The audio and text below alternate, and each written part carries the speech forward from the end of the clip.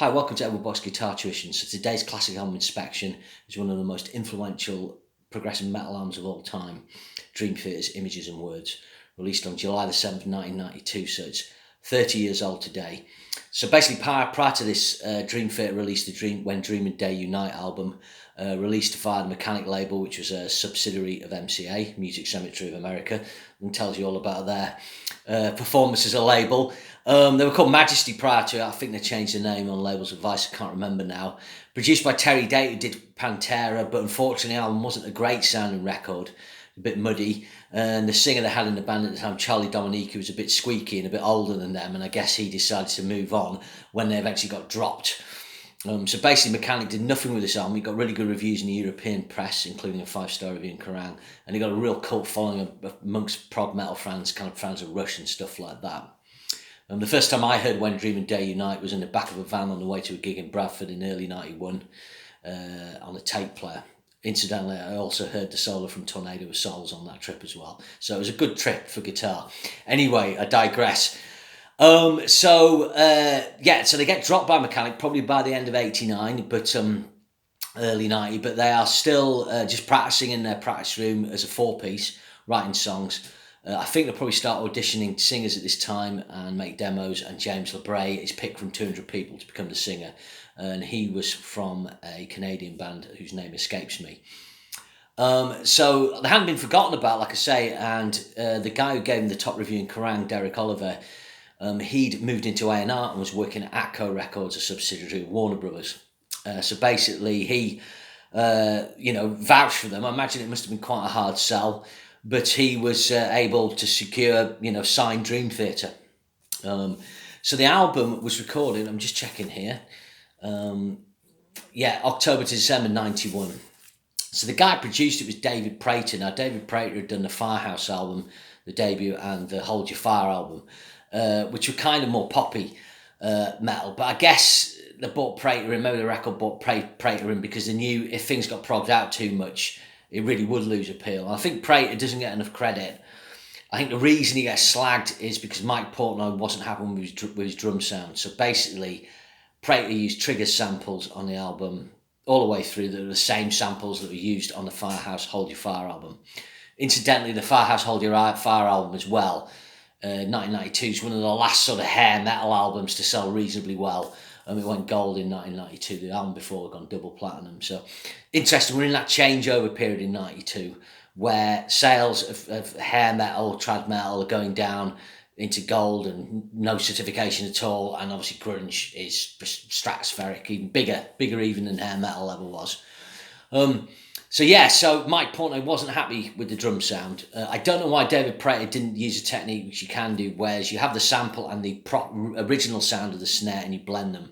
One of the problems with the sampled snare on this album, there's no dynamic response. Every snare hit, every tom hit is the same volume. It's really irritating on fast snare fills. It works really well on track 2, for instance, Another Day, because that's kind of a slower tempo, so the enlargedness of the snare kind of works.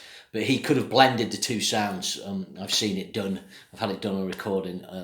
I did. So that is a fault. But other than that, the album sounds fucking fantastic. It's got a great mix. The guitar sounds one of the best guitar sounds, maybe the best guitar sound ever committed to tape. To me, John Petrucci was using a Mesa Boogie Triaxis. After this, he went through various Mesa Boogies, and I think he went back to this sound and an amp like the Triaxis on the last Dream Theater album. And funnily enough, that was the best rhythm guitar sound he'd had in ages. That was on the Distance Over Time record. But anyway, I've waffled there about various things. It made number 61 on the Billboard chart. It sold 600,000 copies. So it went gold, which was amazing for an album like this at the time. The Pull Me Under track was a minor hit on MTV. Pretty extraordinary. I think it was a single edit. It was still like 5 minutes long. And another little fact, it was going to be a double album, Change of Seasons. The track was omitted at demo stage, that's 23 minutes, and later on that was released as a mini album. Funnily enough, they went back to David Prater for that after working with Dwayne Barron and John Purdell on the Awake album. So they obviously didn't fall out that much. I think it was Mike Portnoy, I think Petrucci got on with him well, probably because he nailed him fucking one of the greatest guitar sounds ever. It's recorded at Bear Track Studios in Hit Factory in New York. So using nice studios. So it probably wasn't cheap to record, but it doesn't sound cheap. This is, it's one of the poshest sounding albums of its time. Production kind of degrades through the 90s as people want to get a rawer sounds. And what stands out about this album is how posh it sounds. Queensryche kind of went a bit more, stripped down on the Promised Land and went very grungy on Here and Now Frontier would be a kind of comparison sound. But this kind of takes, what Queensryche were doing on an album like Empire and takes it up even higher. So Ohms would pull me under one of the greatest progressive metal tracks ever. I think you noticed what I was saying about Queensryche before. It starts off with a clean sound. The clean sound's even better than Queensryche's famous, Roland jazz chorus sound. I imagine Petrucci's using some like a Rockman maybe. So this track builds excellent. Those tom fills, the lovely keyboard line by Kevin Moore, will come to him. The track comes in and it just comes in at the crunching riff, and then there it is. There's that guitar sound. It's just breathing, it's living, it's got clarity, it's got punch, it's got grit. And then great when James LeBlay's vocals come in. I mean, since this time when I was listening to this the other day with fresh ears, I hadn't listened to it for a long time. I'd heard Pull Me Under probably 7 years ago. And I don't think I listened to an album for a long time. I can't remember why that was later. But what struck me was how much better LeBlay's vocals were here. Later on, he's kind of doing more mannered stuff and gruff stuff and aggressive stuff. And he's singing like a bell on this. And he's doing some high stuff, but he's not going too high. Great, great arrangement on this track. It's like 8 minutes 14, but it kind of feels like a 4 or 5 minute track. It's got a catchy chorus. It's got hooks. Really good vocal harmony layering on the chorus. Lovely Petrucci guitar solo. Fantastic fill coming back out of the solo, back into the last chorus. Really cool ending and that kind of dead stop where it just cuts off. So it's a fantastic track. I mean, I don't tire of hearing this track. It's a key Dream Theater track. When I first heard it, it blew my mind. Like I say, blew my mind. Track number 2 is Another Day. So this is kind of more of an AOR power ballad. I think this is where you hear the influence of a band like Kansas on Dream Theater. Earlier in the year, I talked about Symphony X, Divine Winds of Tragedy, and I kind of neglected to mention that there's a bit of Kansas influence there. So Kansas, like when a prog metal band wants to sound a bit AOR ballady, Kansas is a really good touchstone, especially with Steve Walsh's melodic vocals and the way they integrate the instrumentation. So this is a lovely track. It's got a lovely lead line by Petrucci coming in, and then this is mimicked by Jay Beckstein on sax on the next after the next first chorus. So he was the owner of Bearsville Studios, and he plays in Spyro Gyra. It's a really famous jazz saxophonist. So Another Day is a really nice track. When I listened again the other day, I was like, I wonder what it'll be like, but it's really refreshing. It's got really nice arrangement. It's got great singing. Probably one of Petrucci's great solos. And it's 4 minutes 23. And the album benefits from that. Later down the line, Dream Theater kind of struggled to write songs like this. And when they did, like I Walk Beside You off Octavarium, it felt like it wasn't happening. But at this point here, it feels like they can write 4 or 5 minute songs and they can do 9-minute songs. At this point, they're not yet doing songs that fill entire sides of albums.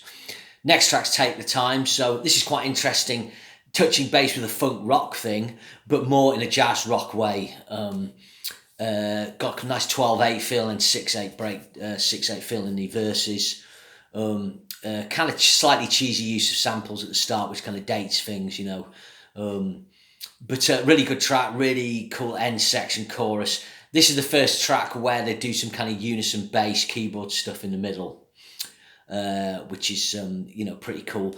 I don't like it as much as the first 2 tracks, but it's a really good track. And then you've got Surrounded, which I'm guessing if you ever had this on vinyl, this would finish side 1 of the album. At this point when this album came out, I was still buying vinyl, but I never managed to find it on vinyl. It never appeared in the shops. So it actually took me a while to get it because I got on CD once I had a CD player. So I actually taped it off a mate who had a CD copy. So I was just listening on cassette for years. So Surrounded, I think this one's kind of more got the Marillion influence. It's more melodic. It's a good track. It's probably my least favourite of so far. I don't think there's a guitar solo on this. It's kind of lighter. But again, it's 5 minutes 30, and it shows another side to the band. Okay, and then on to side, I'm calling it side 2, track 5. So again, we're going with another all-time classic. This is Metropolis. 9 minutes 32, so this is the longest track on the album. So this starts with the great sort of jugga jugga jugga, and it's delayed. And when all the instrumentation comes in, it's got that dilla dilla dilla dilla dilla. So it's quite an innovative riff, that having that sort of rolling rhythm with the kick drums following it. This is the same time as Pantera. So Dream Theater are kind of not just on trend, but they're actually in that moment.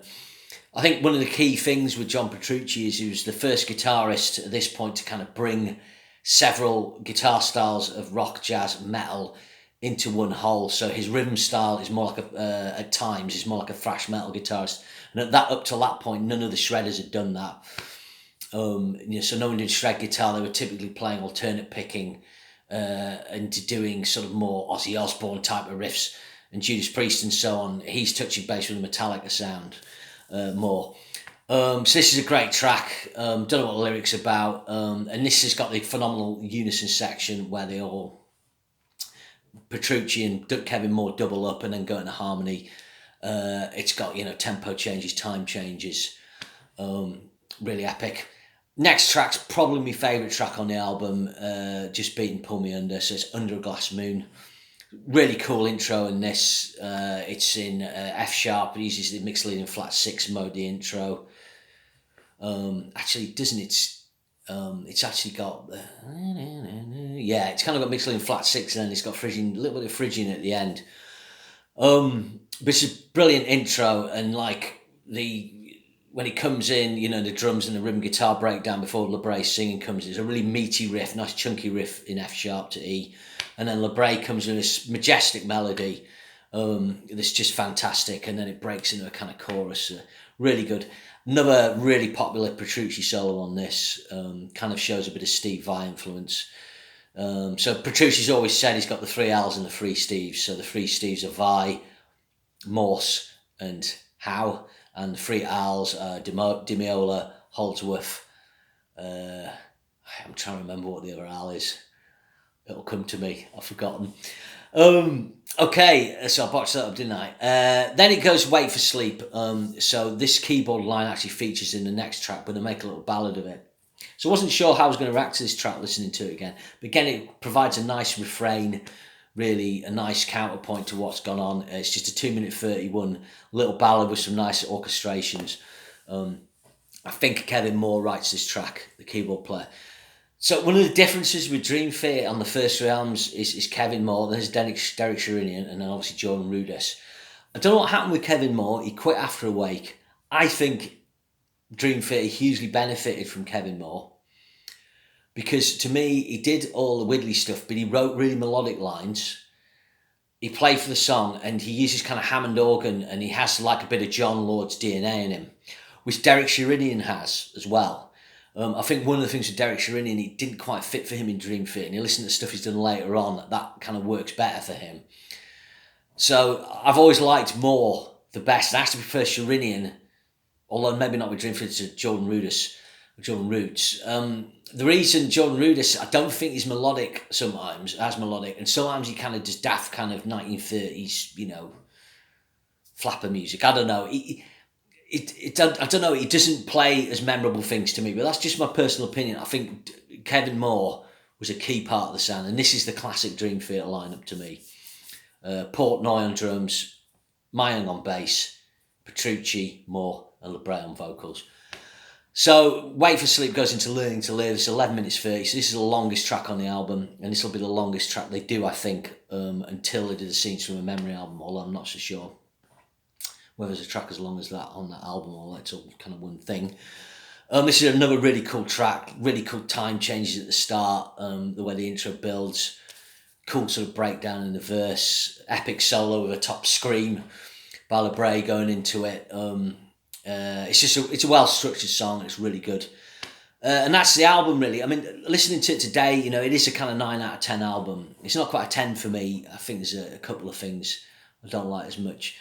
I used to be obsessed with this album, like kind of 92, probably through to about back end of the 90s, because really it was just one of the few albums at the time that kind of played music how I wanted to hear it, or how I thought people could play it and could achieve. I couldn't get away with what was going on in the 90s. And there's a weird little story about this. I was looking at the week it came out, and just let me check my dates here. Yeah, so weird one for me was on July the 5th. I checked this. I was watching Andre Agassi at Wimbledon final, which he won. He came from behind to beat Ivanisevic. I'm a bit of a tennis fan. But what's weird is I never have sporting glory. Obviously, I'm English, so the football, that's screwed. And okay, there's Formula One, like we do well there. But Agassi won. I was just totally buzzing. My mate had a gig like that night at a local venue.